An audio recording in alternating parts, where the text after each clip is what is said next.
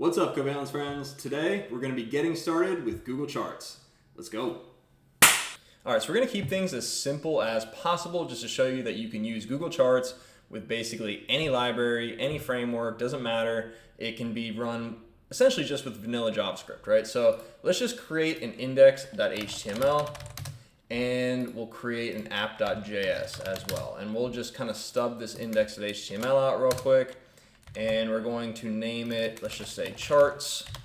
And we're going to want to hook up that script tag. So we can say type equals, text/JavaScript, there we go. And its source is just app.js. And we're also going to want to add above this, we're going to want to add our tag for our Google Charts. So what we're going to do is we're basically going to let's just copy this and then we'll change the source. So the source is going to be https://www.gstatic.com/charts/loader.js. And Google basically handles everything else we need. So it loads this, it basically creates a Google object on the window, and then we can now use that Google object. So let's go ahead, open up our app.js. We're not going to need any CSS because honestly Google kind of handles all that CS, but what we will need is we need some divs in here. So let's go ahead, we're going to add a div. Let's give it an ID, and let's say, we'll do a pie chart. So let's do a pie chart div, and let's do a bar chart div. Why not? All right, so we'll have pie chart and bar chart. And for our app.js, let's go ahead and kind of do a immediately executed function. So we can kind of wrap everything we need.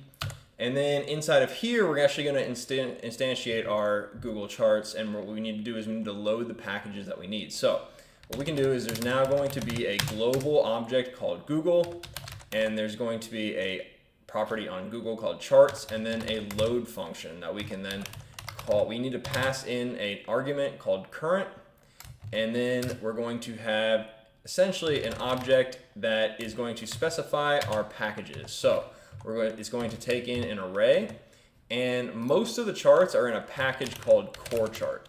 So you're going to want to make sure you include core chart, and this is going to essentially kind of dictate which chart you're trying to use, but Google has a whole bunch of different charts. We can kind of pull that up in a bit if you want, but for the most part, we're going to be sticking mostly with core chart. I'll show you an example of a bar chart inside of a different package that is actually called bar. But after that, what we're going to want to do is we're going to want to set the callback. So we say google.charts.setOnLoadCallback, it's lowercase b, and we're going to essentially pass in a function that we're going to need to define. So what we can do is we can actually define the function, draw, let's say, and then we pass in draw to this object here. So functions are hoisted, so we can define it afterwards if we want. We can put it at the very top if we want. It doesn't matter as long as you use the function keyword. If you were to use a variable, if you were to say, let's say var x equals, this function, you would not be able to use x there. So again, basic JavaScript stuff. So anyway, function draw. And then inside this draw function is where we're going to actually set up our data table. So Google has an object called data table. We can basically instantiate it this way. So we can say var data equals, and it's going to be a new google.visualization.data table with a capital D, capital T. All right. And if you're using TypeScript, you can actually download types, and you should get all the actual typings for this. So I highly recommend, if you don't know what TypeScript is, start using it. But again, we're just showing you with vanilla JavaScript just so we can show you that we don't need TypeScript to actually run these charts, right? So again, we created this data table, and then we can say data.addColumn, and we're going to use some sample data. So we're going to pass in a string, and it's going to be a list of products. So we're going to go ahead, add that product in there, and then we're going to say data.addColumn. And the second one is going to be number, and let's just say price. So let's go ahead and let's create kind of like we'll create a pie chart first just with products and price. And now we're going to want to add our rows. So we say data.addRows, and this actually takes in an array of arrays. So Essentially, let's actually get our sample data real quick, just so we can kind of see what we're dealing with. I'm going to go ahead and copy this. I have some sample data over here.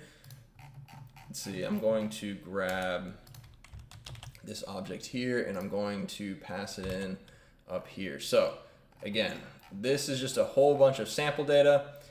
It's basically an object that contains a property called products. That's an array here, and this array has some items in it, has like ID, title, stuff you typically see in a database.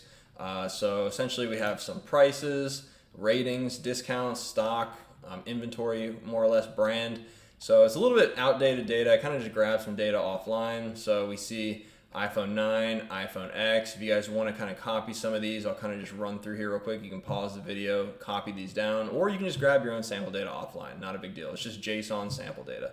So we have MacBook Pro here. We have some laptops, things like that. So basically laptops and phones. You know, Infinix. Let's see, and it comes from dummyjson.com. So I highly recommend just go to dummyjson.com, check out the list that they have, and you can just grab whatever you need from there. All right, so we should be good as far as actually having our sample data here. And we're gonna wanna add these rows. And the way that you actually add rows is, again, it's an array of arrays. So what we can do is we can actually map this.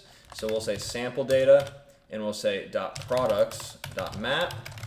And we pass in an array or a function, and that function then maps across all the objects. So we'll say P, and what we can do is we can return an array that is p.title and p.price.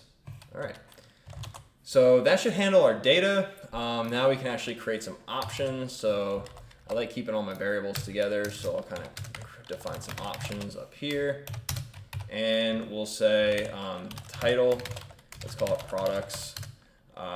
And then you can define the width and the height of the chart. So this is going to be in pixels. So we'll say 800 pixels by 600 pixels. Seems probably pretty good. Whoops. All right. So actually, let's do a little bit bigger. Let's do 1,000 by 800. All right. So let's say a 5:4 ratio right here, right? So yeah, this should be decent. Let's see, 4:3. Let's do 1,200 by 900 actually. We'll stick with the 4:3 ratio because I had 800 by 600, and now this should, you know, essentially be the same thing. All right, is it the same? My math is not good today, guys. Let's see. This would be 6. No, yeah, that should be fine. Anyway, 8 by 6. Add times by, that'd be 4/3. So yeah, 4/3 is, yeah, this is times 3. All right, perfect. Anyway, width and that height. So we need height. Having some terrible time with math today, guys. Sorry about that. Anyway, basic math too. Let's see. Now we want to do var pie chart, let's say, and this is going to be a new Google.visualization.pie chart with a capital P, capital C. And what we need to do is we need to pass in the actual element here. So we can actually grab that document.getElement by ID. And I believe it was pie chart like this that we defined it as. So then we have our pie chart here. This is going to instantiate the object. So what we need to do is we need to now draw it. It hasn't been drawn yet. So we can do pie chart.draw. And we need to pass in the data and the options. All right, so let's go ahead and let's try and run this real quick, make sure we didn't make any mistakes. Let's see if I can just open this real quick, and we're going to run it.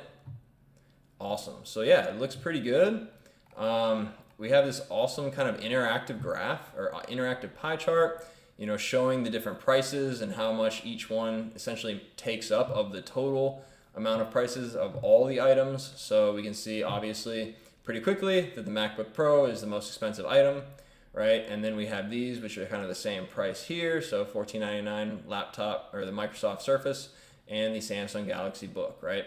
So you can kind of see everything looks really good. And as you hover over it, there's hover effects, there's some transparency thing, and it's pretty awesome. You know, they have tooltips in there showing you which one is which item, and they create a legend too. So we have our title up here, and pretty much all these things are configurable. You can pass in different values for color. You can make things completely translucent, and you know, they give you a lot of different options. So again, I'm not going to go through every single one because it would take 3 years to do so. But if you have any specific requests, feel free to let me know, and I'll definitely make a video about it. But anyway, so let's leave this up for now. We'll kind of minimize that, and let's do another example of a different chart. So we could add a bar chart too. So let's go ahead and just create a bar chart with the exact same data. So we'll say bar chart equals new Google.visualization.bar chart, and we're going to pass in an element called bar chart, right? So we did create this element, we didn't do anything with it, but essentially it's just a div bar chart. All right, and we're going to bar chart.draw, and we're going to pass in data and options just like the pie chart, and we're going to now run this. So let's go ahead, rerun it. We'll go down here and we'll see that we have our bar chart. So by default, the bar chart is this horizontal bar chart like this. Kind of shows you essentially, you know, price on the x-axis here, and on your y-axis is the actual product itself, right? And so it gives you a title and everything. So pretty cool. You know, I'm not a big fan of these horizontal bar charts like this. So, you know, if I was looking actually at like what, you know, Google calls what I consider a bar chart, which is the vertical one, they call it a column chart. Again, that might be correct. I don't really remember, you know, my old school algebra days or wherever you actually learn bar charts, but again, they call their vertical ones a column chart, and it's not as simple as just actually doing google.visualization.bar chart. They actually kind of make you jump through a few more hoops. So let's go ahead, and I want to show you two more examples. Actually, let's do one more example. I'll show you the column chart, and we're going to use a different data set though. So we're going to show you, I'm going to show you a different example with the column chart, but a different way to actually define your data set. So let's go ahead and give this one column chart. Oh, let's do the underscore. Let's keep things consistent. And we'll have this column chart be last.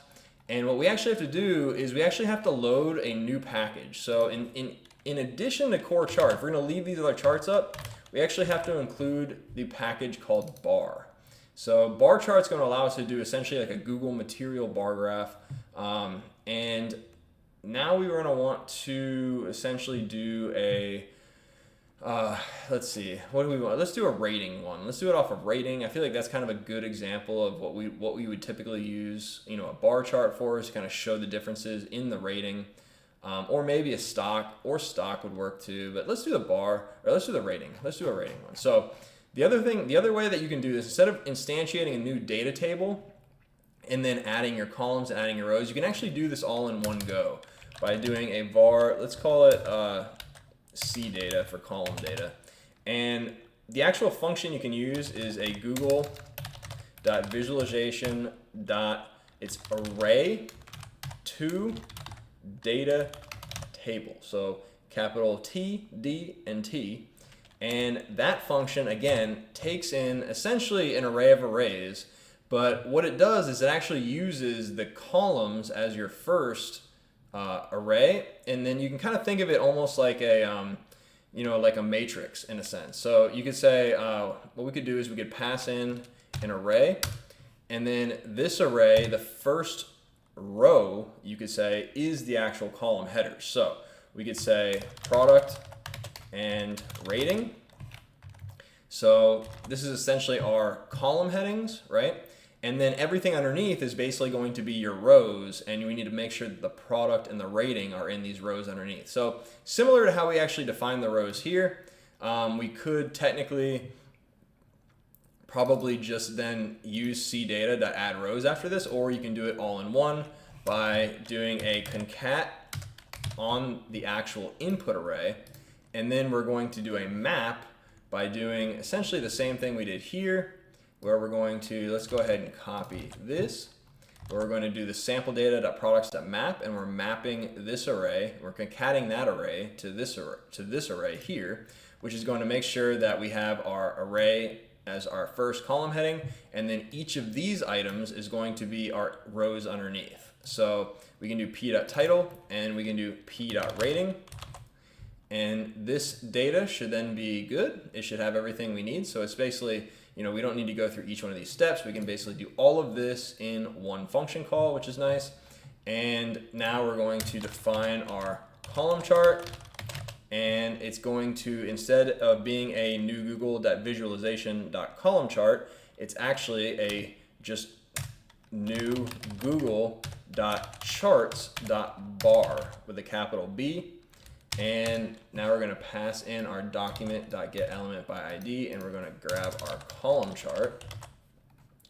And so now we have our column chart. We do the exact same thing where we column chart.draw, and we're going to pass in data, cdata this time. And we could have different options. We could pass in the exact same options. So the options are different for this. I don't believe this bar chart has a title property. It probably has something else instead of title, but I do believe it has a width and a height, so I believe that that should be fine. So let's go ahead and we're going to refresh this page again, and we're going to see that we were able to create this chart. It's gigantic. So let's see. Yeah, so these things are a little too big. Let's shrink it a little bit. Let's do the 800 by, let's go back to 800 by 600. Just so that we can see things a little bit better. All right, so this is a little bit easier to look at. Not as nice for the pie chart. So the pie chart you probably want a little bit bigger. But for these guys, we can actually see the whole chart now, so that's nice. And then we have our vertical bar graph here, which we can actually make wider if we want. So let's go ahead, let's just make it wider, make it look a little bit better. It's definitely the right height. It fills our screen perfectly. So let's create some different options. We'll actually just create our own separate options for it. We didn't get an actual title in there, so we don't need those. And we'll say width, let's do 1200 by 600. So we won't keep that same ratio. And now if we refresh, we can see that we do get it much better looking. We actually get all the products, each of the names in there, so those fit. When we hover over those, we actually see the rating, and yeah, life is good. All right, so I hope that was easy enough to understand. I tried to keep it as simple as possible just to show you how easy it is to actually integrate it into really any existing project. They do have a whole bunch of chart options for styling the chart or for doing different types of charts as well. We can actually take a look real quick at the different charts they offer. So this is the chart gallery. They even have additional charts on top of this, which are community contributed, but for the most part, they have everything you could really ever need. You even have combo chart options where you have graphs or charts over top of charts, and a bunch of ones that you may probably, or most likely will never use, like for instance a tree map. Maybe you will, so who knows. So yeah, take a look, play around with them, make some awesome graphs. You make any really awesome ones, let us know, because we'd love to see it. We always like seeing charts and code from the community. And if you haven't joined our community yet, you need to get in there. We're offering a membership with all of our courses at the lowest price we ever have. And honestly, it comes with all the help and guidance that comes from us along the way. So again, check us out. We have the link in the description below. Subscribe to our channel. We have plenty more videos coming out. And if there's any charts in particular that you guys want us to make, or any other potential things involving charts that you haven't figured out yet, let us know. We'll make a video about it. But until then, get out of here.